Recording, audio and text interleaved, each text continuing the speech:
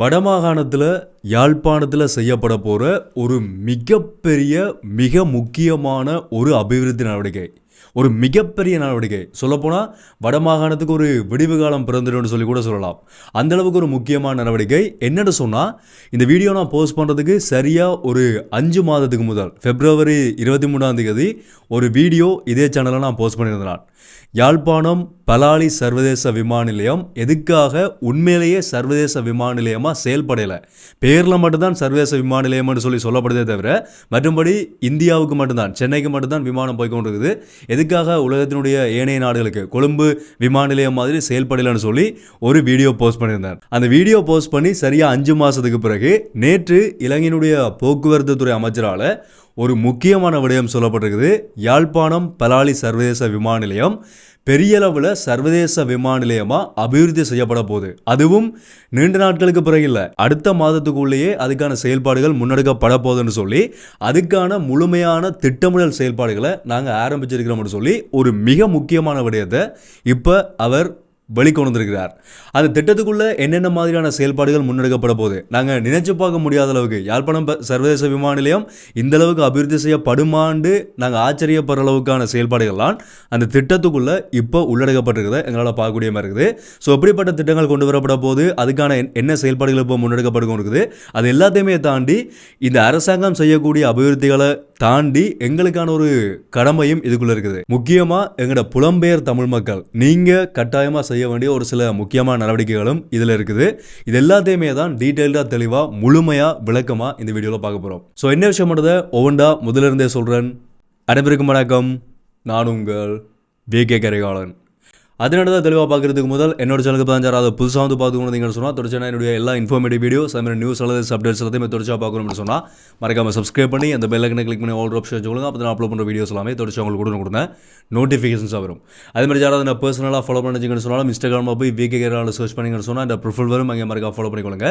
இந்த வீடியோவை லைக் பண்ணுறதுக்கு மறந்தாங்க. வீடியோட கடைசியில் எல்லாருக்குமே இந்த வீடியோ ஷேர் பண்ணிவிட்ருங்க.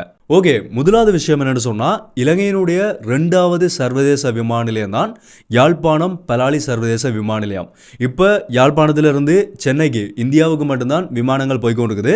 2 இந்தியாவினுடைய இண்டிகோ விமான சேவையினுடைய விமானங்கள், ஒன்று பலாலியிலிருந்து சென்னைக்கு போகுது, இன்னொன்று பலாலியிலிருந்து திருச்சிக்கு போகக்கூடிய 2 விமானங்கள்லாம் இப்போ வரைக்குமே இயக்கப்பட்டு கொண்டிருக்குது. ஆனால் சர்வதேச தரத்தில் இருக்கக்கூடிய விமான நிலையம் தான் யாழ்ப்பாணம் பலாலி சர்வதேச விமான நிலையம். நான் ஏற்கனவே அப்லோட் பண்ண அந்த வீடியோலேயே முழுமையாக இந்த விமான நிலையம் எப்படி உருவாக்கப்பட்டது, பிரிட்டிஷால் 2ஆம் உலகப் போர் காலகட்டத்தில் பிரித்தானியாவினுடைய ரோயல் ஏர்ஃபோர்ஸால் தான் இந்த விமான நிலையம் முதலாக கட்டப்பட்டது. அதுக்கு பிறகு இலங்கையினுடைய விமானப்படைக்கு சொந்தமாக இருந்து இலங்கைக்குள்ள நடந்த உள்நாட்டு யுத்த காலகட்டத்தில் இலங்கை விமானப்படை பயன்படுத்தினதுக்கு பிறகு 2019ஆம் ஆண்டில் திறக்கப்பட்டு திரும்பவும் மூடப்பட்டு 2022ஆம் ஆண்டில் தான் முழுமையாக பயணிகள் போக்குவரத்துக்காக இந்த விமான நிலையம் முழுமையாக திறக்கப்படுது. ஸோ அதை பற்றி டீட்டெயில்டாக அந்த வீடியோவில் நான் அப்லோட் பண்ணியிருக்கேன். யாருமே பார்க்கலன்னு சொன்னால் அந்த வீடியோவை செக் பண்ணி பாருங்கள். உண்மையாக சொல்ல போனால் என்ன நாங்கள் பார்க்க வேண்டிய ஒரு முக்கியமான விஷயம்னு சொன்னால், கொழும்பு பண்டாரநாயக்க சர்வதேச விமான நிலையத்தை விட யாழ்ப்பாணம் பலாலி சர்வதேச விமான நிலையத்துக்கு தான் ஃபெசிலிட்டிஸ் அதிகம். அதாவது இந்த புவியியல் ரீதியான அமைப்பு இருக்குது தானே, ஒரு விமான நிலையம் எங்கே அமைந்திருக்கணுமன்ற, விமானங்கள் தரையிறங்கக்கூடிய மாதிரியும் விமானம் திரும்ப புறப்படுற மாதிரியும் டேக் ஆஃப் பண்ணக்கூடிய மாதிரியும் முழுமையான இயற்கையிலேயே ஒரு மிக சரியான புவியியல் அமைப்பை கொண்ட விமான நிலையமாக யாழ்ப்பாணம் விமான நிலையம் தான் உண்மையிலேயே இருக்குது. ஏன்னு சொன்னால், முதலாவது யாழ்ப்பாணத்தினுடைய மண், யாழ்ப்பாண நில அமைவு ஒரு இறுக்கமான ஒரு கடினமான தரை அமைப்பை கொண்டிருக்கிறபடியாக விமானங்களை தரையிறக்கிறதுக்கும் டேக் ஆஃப் பண்ணுறதுக்கும் ஒரு சரியான நிலத்தை கொண்ட ஒரு இடமாக யாழ்ப்பாணம் இருக்குது. 2வது பார்க்க போனோம்னு சொன்னால், எங்களோட நாட்டோட அமைவு இலங்கையினுடைய வரைபடத்தை எடுத்து பார்த்தோம்னா இலங்கையினுடைய மேல் பக்கம் தலைப்பக்கம் தான் யாழ்ப்பாணம் இருக்குது, கீழே தான் கொழும்பு இருக்குது. அப்போ விமானங்கள் வெளிநாடுகளிலிருந்து வரும்போது இலகுவாக இறங்கக்கூடிய மாதிரியான ஒரு இடமா இருக்கிறது உண்மையை சொல்லப்போனால் யாழ்ப்பாணம் பலாலி சர்வதேச விமான நிலையம் தான்.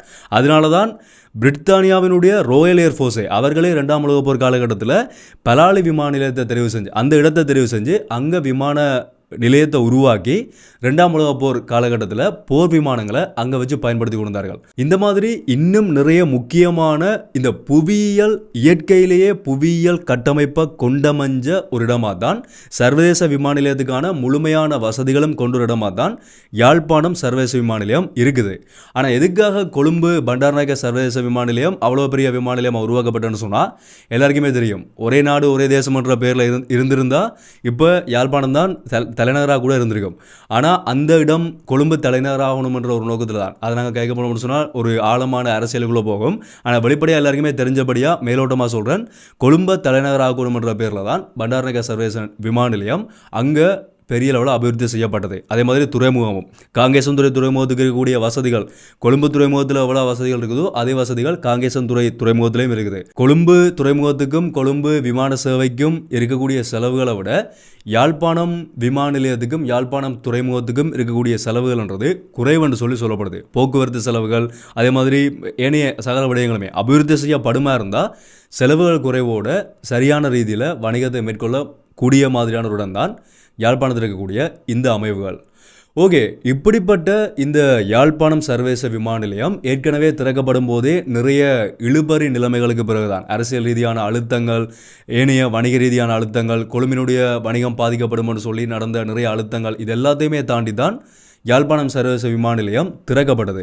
இந்த விமான நிலையத்தினுடைய 2ஆம் கட்ட அபிவிருத்தி செயல்பாடுகள்லாம் இப்போ வந்திருக்கக்கூடிய இந்த புதிய அரசாங்கத்தால் முன்னெடுக்கப்பட போகுது. இப்போ பலாலி விமான நிலையத்தில் இருக்கிறது 1400 மீட்டர் ஓடுபாதை. அதாவது முதல் கட்ட அபிவிருத்தி செய்யப்பட்ட ஓடுபாதையினுடைய நீளம் 1400 மீட்டர் தான்.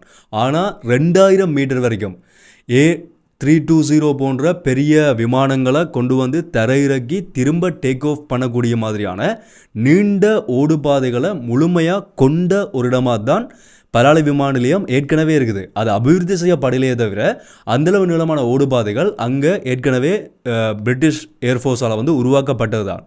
அந்த மீதமாக இருக்கக்கூடிய ஓடுபாதைகளை திரும்ப அபிவிருத்தி செய்தும் இன்னும் ஒரு சில முக்கியமான நடவடிக்கைகளை மேற்கொள்றதுக்காக தான் 2ஆம் கட்ட அபிவிருத்தி இந்த புதிய அரசாங்கத்தால் இப்போ ஆரம்பிக்கப்பட போகுது. அதாவது என்ன நடக்க போகுதுன்னு சொன்னால், இலங்கையினுடைய போக்குவரத்து நெடுஞ்சாலைகள் துறைமுகங்கள் மற்றும் சிவில் விமான சேவைகள் அமைச்சர் பிமல் ரத்நாயக்க அவர்கள் நேற்று இந்த விடயத்தை வழிகொண்டிருக்கிறார். அவர் என்ன சொல்லியிருக்கிறார்னு சொன்னால், யாழ்ப்பாணம் சர்வதேச விமான நிலையத்தை உண்மையான ஒரு சர்வதேச நுழைவாயிலாக பயன்படுத்துறதுக்கு நாங்கள் உறுதியாக இருக்கிறோம், கட்டாயமாக இதை பயன்படுத்த போகிறோம்.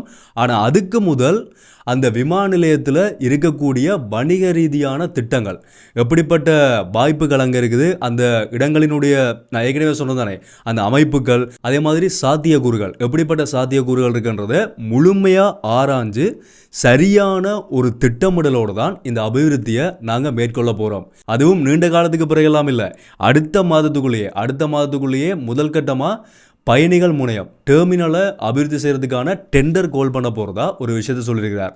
ஒரு துரிதமான அபிவிருத்தியாக தான் யாழ்ப்பாணம் சர்வதேச விமான நிலையம் இப்போ அபிவிருத்தி செய்யப்பட போகுது. என்னென்ன விஷயங்கள் அபிவிருத்தியாக போகுதுன்னு சொன்னால், ஒன்று அந்த ஓடுபாதை, பெரிய விமானங்கள் வந்து தரையிறங்கக்கூடிய மாதிரியும் டேக் ஆஃப் பண்ணக்கூடிய மாதிரியான நீண்ட ஓடுபாதை உருவாக்கப்பட போகுது. அதே மாதிரி டாக்ஸிவே, ரன்வே மாதிரியே டாக்ஸிவேன்னு சொன்னால் என்னென்னு சொன்னால், ரன்வே இருக்குது தானே, ஓடுபாதைன்றது வந்து பிரதானமாக விமானம் தரையிறங்கிறதுக்கும் டேக் ஆஃப் ஆகிறதுக்கும் பயன்படுத்தக்கூடிய ஒரு பாதை. இந்த டாக்ஸிவேன்னு சொன்னால் என்னென்னு சொன்னால், பயணிகளை ஏற்றிக்கொண்டு விமானம் அந்த ஓடுபாதைக்கு போகிற பாதை இருக்குது தானே, ஒரு வளைஞ்சு ஒரு மாதிரி தான் விமானத்தில் போயிருந்தீங்கன்னா உங்களுக்கு தெரிஞ்சிருக்கும். ஸோ அந்த மாதிரி போகிற அந்த ஒரு பாதையை தான் டாக்ஸிவேன்னு சொல்கிறது. அந்த டாக்ஸிவே அபிவிருத்தி செய்யப்பட போது, அதே மாதிரி விமானங்கள் நிறுத்துமிடங்கள் பார்க்கிங் வசதிகள் செய்யப்பட போது, அதே மாதிரி பயணிகள் முனையம் பேசஞ்சர் டெர்மினல்ஸ் அபிவிருத்தி செய்யப்பட போது, விமானங்கள் பழுது பார்க்குறதுலேருந்து பெரிய விமானங்களை தரையிறக்கி அங்கே பார்க்கிங் செய்யப்படக்கூடிய வசதிகள் வரைக்கும் ஒரு மிகப்பெரிய, நீங்கள் கொழும்பு ஏர்போர்ட் அப்படி பார்த்துருப்பீங்களோ அதே மாதிரி இனிமேல் யாழ்ப்பாணத்திலையும் அவ்வளோ பெரிய ஒரு விமான நிலையம் கட்டாயமாக அபிவிருத்தி செய்து உருவாக்கப்பட போகிறதா அமைச்சர் பிமல் ரத்நாயக்க இந்த விடயத்தை சொல்லியிருக்கிறார். சொல்லப்போனால் கொழும்பை விட சிலவில் பெரிய அளவிலான விமான நிலையமாக கூட உருவாகலாம், இன்னும் கொஞ்சம் அதிகமான அபிவிருத்திகளோட. அந்த காலகட்டத்தில் அபிவிருத்தி செய்யப்பட்ட விமான நிலையமே அப்படி இருக்குன்னு சொன்னால், இப்போ புதுசாக அபிவிருத்தி செய்யப்பட விமான நிலையத்தில் இன்னும் அதிகமான ஃபெசிலிட்டிஸ் உருவாக்கப்படுறதுக்கான வாய்ப்புகள் இருக்குது. அதே மாதிரி அங்கே இருக்கக்கூடிய குறைகள் வந்து இங்கே தீர்க்கப்படுறதுக்கான வாய்ப்புகளும் அதிகமாக இருக்குது.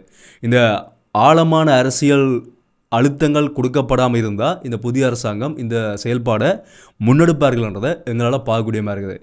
ஏனெண்டா இப்போ பிமல் ரத்நாயக்க அவர்கள் இது வடமாகாணத்தில் வந்து சொல்லிட்டு போன ஒரு கருத்தோ இல்லாட்டி அப்படிப்பட்ட ஒரு கருத்தோ கிடையாது. அவர்கள் அங்கேருந்து கொண்டே ஒரு பொதுவான வழியில் வெளிப்படுத்தின ஒரு விடயம்தான் இந்த 2ஆம் கட்ட அபிவிருத்தின்றது.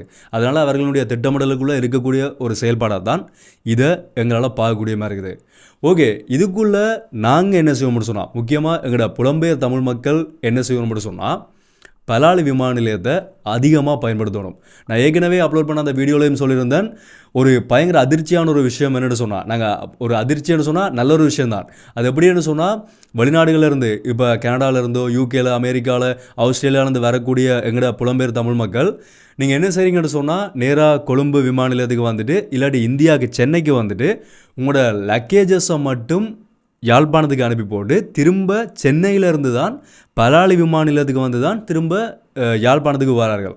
அது உண்மையிலேயே ஒரு அதிர்ச்சிக்குள்ளாகக்கூடிய ஒரு விஷயமா இருந்தது.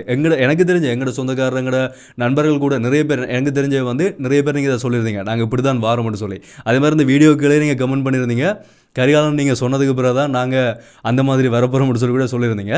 ஸோ எவ்வளவுக்கு அவ்வளவு நாங்கள் பலாலி விமான நிலையத்தை பயன்படுத்துகிறோமோ அவ்வளவுக்கு அபிவிருத்திகளும் அங்கே மேற்கொள்ளப்படும். 72 சீட்ஸோடு போகக்கூடிய இப்போ இருக்கக்கூடிய அந்த சின்ன கார்கோ ஃப்ளைட்ஸ் இனிமேல் A320 மாதிரியான பெரிய விமானங்கள், ஏர்பஸ் பெரிய விமானங்களை கொண்டு வரத்துக்கு அதை கொண்டு வரணும்னு சொன்னால் அது எங்களினுடைய கைகளையும் தான் ஒன்றாக இருக்குது. அந்த அளவுக்கான ஒரு கேள்வி இருந்தபடியாக தான் இப்போ இவர்கள் இந்த செயல் திட்டத்தையும் முன்னெடுக்க ஆரம்பிச்சிருக்கிறார்கள்.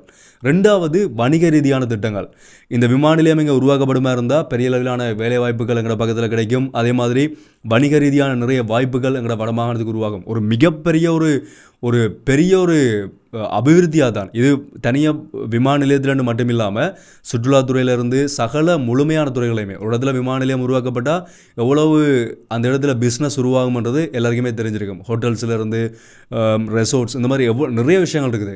ஸோ இது எல்லாமே அங்கே அபிவிருத்தி செய்யப்படணும்னு சொன்னால், வடமாகாணத்தில் அபிவிருத்தி ஆகணும்னு சொன்னால் இந்த விமான நிலையம் கட்டாயமாக கொண்டு வரப்படணும். அதே மாதிரி எங்களோட புலம்பெயர் தமிழ் மக்களினுடைய முதலீடுகள், அந்த முதலீடுகளும் அதிகமாக இங்கே வருமா இருந்தால் சுற்றுலாத்துறையில் பெரிய அளவிலான மேம்பாடுகள் ஏற்பட்டு இன்னும் நிறைய நாங்கள் எதிர்பார்க்காத கற்பனை செஞ்சு பார்க்க முடியாத அளவுக்கான வளர்ச்சிகள் வடமாகாணத்தில் உருவாகிறதுக்கான வாய்ப்புகள் இந்த ஒரு அபிவிருத்தியிலிருந்தே எங்களுக்கு கிடைக்கிறதுக்கு அதிகமான வாய்ப்புகள் இருக்குது. ஸோ பொறுத்திருந்து பார்க்கலாம். இந்த புதிய அரசாங்கம் சொல்லியிருக்கிற மாதிரியே இந்த விமான நிலையத்தை எவ்வளவு வேகமாக அடுத்த மாதத்துக்குள்ளே ஆரம்பிக்கப்படும் சொல்கிறார்கள். பொறுத்திருந்து பார்க்கலாம். அந்த அப்டேட்ஸ் வரும்போது கட்டாயமாக அது எல்லாத்தையுமே நான் கூட ஷேர் பண்ணிக்கொள்கிறேன்.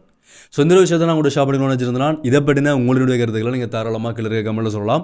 முடிஞ்ச வரைக்கும் இந்த வீடியோ எல்லாருக்குமே ஷேர் பண்ணிடுங்க. தொடர்ச்சியானுடைய எல்லா அப்டேட்ஸும் பார்க்கணும்னு சொன்னால் இனிமேல் சப்ஸ்கிரைப் பண்ண பார்த்துக்கணும்னு சொன்னால் சப்ஸ்கிரைப் பண்ணி இந்த பெல் ஐக்கனை கிளிக் பண்ணி ஆல் ஆப்ஷன் சொல்லுங்கள். அப்போ நான் அப்லோட் பண்ண வீடியோஸ் எல்லாமே தொடர்ச்சி உங்களுக்கு கொடுங்க நோட்டிஃபிகேஷன்ஸாக வரும். ஸோ மீண்டும் ஒரு வீடியோவில் சந்திப்போம். நன்றி.